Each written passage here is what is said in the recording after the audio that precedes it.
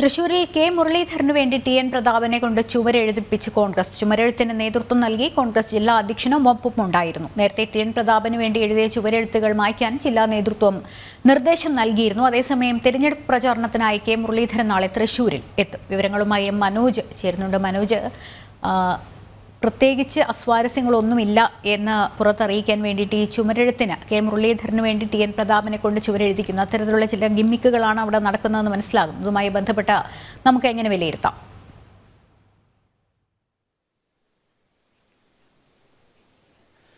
തീർച്ചയായും ലക്ഷ്മി, കെ മുരളീധരന്റെ സ്ഥാനാർത്ഥിത്വം ഈ തൃശ്ശൂരിൽ ഏകദേശം ധാരണയായതോടുകൂടി തന്നെയാണ് ഈ പ്രതാപന്റെ ചുമരെഴുത്തുകൾ നീക്കം ചെയ്യുവാൻ വേണ്ടി ജില്ലാ നേതൃത്വം നിർദ്ദേശം നൽകിയിട്ടുള്ളത്.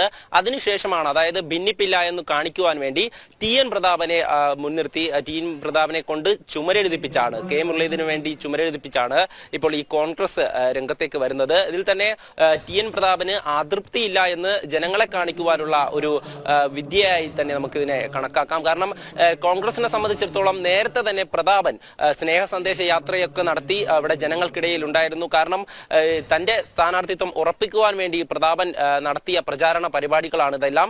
അതിനുശേഷം പ്രതാപന് വേണ്ടി യൂത്ത് കോൺഗ്രസ് പ്രവർത്തകർ ഉൾപ്പെടെ ചുമരെഴുത്തുകൾ നടത്തിയിരുന്നു. പ്രതാപന്റെ പോസ്റ്ററുകൾ പലയിടത്തും പ്രത്യക്ഷപ്പെട്ടു.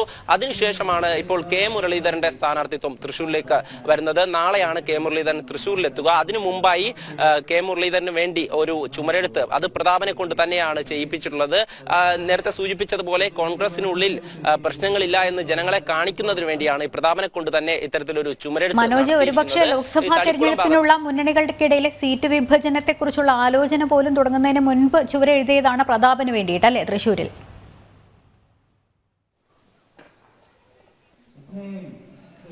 തീർച്ചയായും നേരത്തെ തന്നെ ഈ ചുമരെഴുത്തുകൾ പ്രത്യക്ഷപ്പെട്ടിരുന്നു. അതിൽ KPCC നേതൃത്വം അതൃപ്തി അറിയിച്ചിരുന്നു. തുടർന്ന് ഈ ചുമരെഴുത്തുകൾ മാറ്റുവാൻ വേണ്ടിയിട്ടുള്ള നിർദ്ദേശം നേരത്തെ കൊടുത്തിരുന്നു. അങ്ങനെ കുറച്ചധികം ചുമരുകൾ എഴുതിയിട്ടുള്ള കാര്യങ്ങളൊക്കെ തന്നെ അത് നീക്കം ചെയ്തിരുന്നു. പിന്നീടും സജീവമായി ഈ ചുമരെഴുത്ത് തുടരുന്നുണ്ടായിരുന്നു.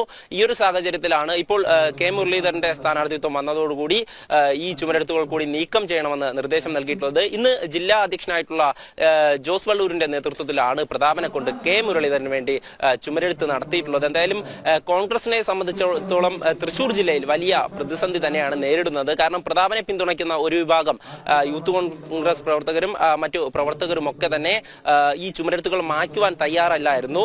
തുടർന്നാണ് ഈ പ്രതാപനെ കൊണ്ട് തന്നെ കെ മുരളീധരന് വേണ്ടിയിട്ട് ചുമരെഴുതിക്കുന്ന ഒരു സാഹചര്യം ഉണ്ടായത്. എന്തായാലും പ്രതാപൻ നടത്തിയ സ്നേഹ സന്ദേശ യാത്രയും അതുപോലെ മറ്റ് പ്രചാരണ പരിപാടികളൊന്നും തന്നെ വിലപ്പോയില്ലെന്ന് തന്നെ നമുക്ക് മനസ്സിലാക്കാം. കാരണം പ്രതാപനെ സംബന്ധിച്ചിടത്തോളം നേരത്തെ ഇവിടെ MP ആയിരുന്നു. എന്നാൽ ജനങ്ങൾക്ക് വേണ്ടി യാതൊരു കാര്യവും ചെയ്തിട്ടില്ല എന്ന് ജനങ്ങൾ തന്നെ പ്രതികരിച്ചിരുന്നു.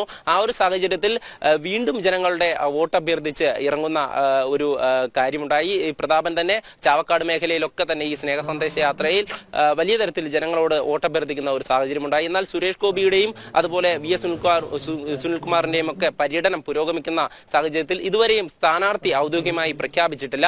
ആ ഒരു സാഹചര്യത്തിൽ കെ മുരളീധരന്റെ സ്ഥാനാർത്ഥിത്വം അത് തൃശ്ശൂരിലേക്ക് കെ മുരളീധരനാണ് മത്സരിക്കുന്നതെന്ന് അറിഞ്ഞപ്പോൾ തന്നെ കോൺഗ്രസിനുള്ളിൽ പലരും അതൃപ്തി പ്രകടിപ്പിച്ചിരുന്നു. അതിനൊടുവിൽ അത്തരത്തിലൊരു സംഭവം ഇല്ല എന്ന് കാണിക്കുവാൻ വേണ്ടിയാണ് ഈ പ്രതാപനെ കൊണ്ടിപ്പോൾ ചുമരെഴുതിപ്പിച്ചിരിക്കുന്നത്. അതിൽ തന്നെ രാവിലെ പ്രതാപൻ വ്യക്തമാക്കിയത് കെ മുരളീധരൻ ജയിക്കുമെന്നുള്ള കാര്യം തന്നെയാണ്. അതിൽ മറ്റൊരു കാര്യമുണ്ട്. കാരണം പ്രതാപന് പരസ്യമായി തന്റെ അതൃപ്തി അറിയിക്കുവാനുള്ള സാഹചര്യമല്ല തൃശ്ശൂരിലുള്ളത്. കാരണം ജില്ലാ നേതൃത്വം അതിനൊക്കെ വിലക്ക് ഏർപ്പെടുത്തിയിരുന്നു. നേരത്തെ തന്നെ ഈ പരസ്യമായി പ്രതികരിക്കുന്നതിൽ ജില്ലാ നേതൃത്വത്തിന് അതൃപ്തി. പക്ഷേ പ്രതാപന് ഒരുക്കങ്ങൾ തുടങ്ങി വെച്ച മണ്ഡലത്തിലേക്കാണ് ഇപ്പോൾ സർപ്രൈസ് സ്ഥാനാർത്ഥിയായി കെ മുരളീധരൻ എത്തുന്നത് എന്നുള്ളതാണ്. ഈ ഒരുക്കങ്ങൾ എന്ന് പറയുമ്പോൾ എത്രയോ ലക്ഷം പോസ്റ്ററുകൾ അച്ചടിച്ചു. മാത്രമല്ല തെരഞ്ഞെടുപ്പ് പ്രവർത്തനങ്ങൾക്കായി ബൂത്ത് തലത്തിൽ തുക വരെ ഒരുപക്ഷെ വിനിയോഗിച്ചു എന്നൊക്കെയുള്ള സൂചനകളാണല്ലോ, അത്തരത്തിലുള്ള ഒരുക്കങ്ങളാണ് പ്രതാപൻ നടത്തിയതെന്ന സൂചനകളാണല്ലോ കിട്ടുന്നത്. മനോജ്,